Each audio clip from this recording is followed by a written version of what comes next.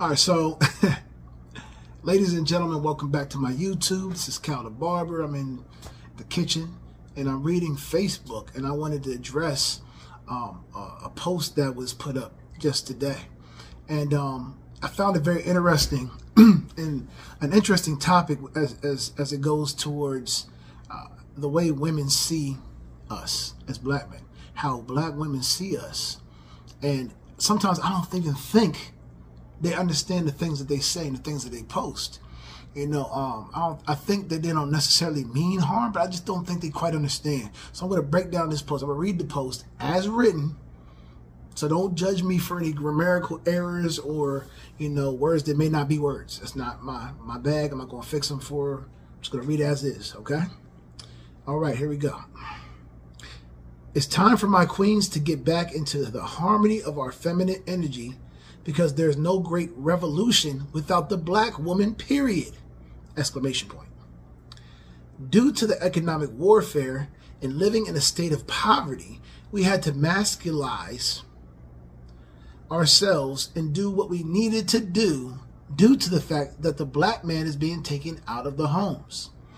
Kings, y'all need to start coming up with a plan to help bring our queens back into softness and not staying in a state of masculinity. You have to learn financial education and ability to liberate yourself into wealth so we can harmonize with mentalism. I'm going to break this down. All right, first, she's calling her black woman queens and saying that without the black woman, there's nothing. No revolution, there's nothing. I don't know what revolution we're in. I just think we just need to just be families again. That's for one. The revolution, that's dramatic, I think. Well, due to the economic warfare, okay, economic warfare in our state of poverty, we're living in America, so I never will call even a person who's homeless necessarily an impoverished individual based on the world. The world is impoverished severely. If you've never traveled anywhere, you wouldn't really know that. The bubble of America shows you that, you know, if you're not making over 50 grand a year, you're in poverty. But that's another discussion. But anyway, we're not poverty. Okay. We need, oh man, they're taking black men out the home. Okay. I don't think first I want to know who they are. Who's they that are taking the black men out of the homes? All I'm saying is women who are choosing to bed before they wed, having children to Pookie and Ray Ray. And as a result, these guys never wanted kids to you to begin with. Or they had no type of motives to being a father. He never was in the household to begin with. So who's really taking the men out the house? They never came in to begin with. A lot of you guys may be on subsidized housing where you can't even exist in the household, you know, without the rent going up beyond the point of your being able to afford it. Aside from that, I want to see where the married black men are being taken out of the households, because from what I'm seeing and from what the statistics are saying, those men aren't being taken out anywhere because they exist in the household to begin with. As we go on, this is where it gets dark. Kings, y'all need to start coming up with a plan. So not we, not together, not them, but us. Black men, we got to come up with a plan to fix y'all, us. It's up to us. Okay, I'll continue. Kings, y'all need to start coming up with a plan to help bring our queens back into softness and not staying in a state of masculinity.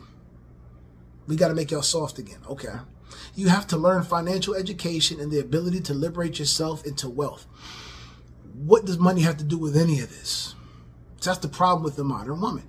They equate a man's worth with the amount of money he can bring into the situation. Our worth as men is way more and far beyond what we could bring financially. See, our great-grandmothers and grandmothers knew this, okay? They were married, they were together, and most of them had very little money. but they were happy, and they lived, and they grew their families, and they raised their families with whatever means they had, but they had love and they had family. All she talks about is money. We need to financially educate ourselves. Okay, I got a lot of money. Does that mean that I'm a good man? Does that mean I'm a spiritual man? Does that mean I'll be a good father? Does that mean I'll be an attentive husband? Doesn't mean any of that.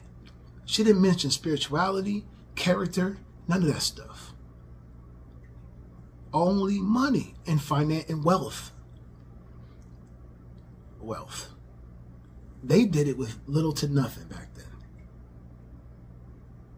Other cultures do it with little to nothing. There are nuclear families all over the world. I just came back from another country where they have very little means, but you've seen a lot of dads and a lot of moms together. And they were, for the most part, these women were feminine. These men didn't have to come up with a plan. We didn't have to come up with a strategy, because the way I look at it, I look at femininity like humility. I can't say that I'm a humble person only when people are kind to me, only when people respect me, only when people are nice to me. If I'm humble despite what any other person brings to me. That's what makes me a humble person. Femininity exists before, during, and after any interaction with any type of man. So, I think it's very problematic that, that black women seem to feel as though it's our responsibility to fix them and make them feminine. It's your responsibility. It's the individual woman's responsibility to choose femininity. And when she chooses femininity, she will find a masculine provider, protector, father, spiritual head for her. But until she decides to be feminine and decides to be that woman for him, there's nothing we can do. Because that's the funny part is, I tried to comment on this, and I got bombarded, okay, with negativity. And I'm like, well, didn't you say you wanted us to come up with a plan? The one lady said, I don't listen to men about anything about women, period. How does that translate to us coming up with a plan? If it's our job to fix you, why don't you listen? Food for thought. So that's all I got for y'all today. I hope y'all liked the video. If you didn't, you got some comments, say it. If you do, that's cool too. I want y'all to like and subscribe. I haven't done one of these full-length videos in a while. I'm going to start doing more of these, but, my shorts are doing better. Y'all watching them, so I do a lot of shorts. But these are important as well. So keep tapping in, and I appreciate you guys. Love you all. And let's just bring these nuclear families back together. Let's bring the black men and black women back together. But it's not our job to fix you, sweetheart. It's your job.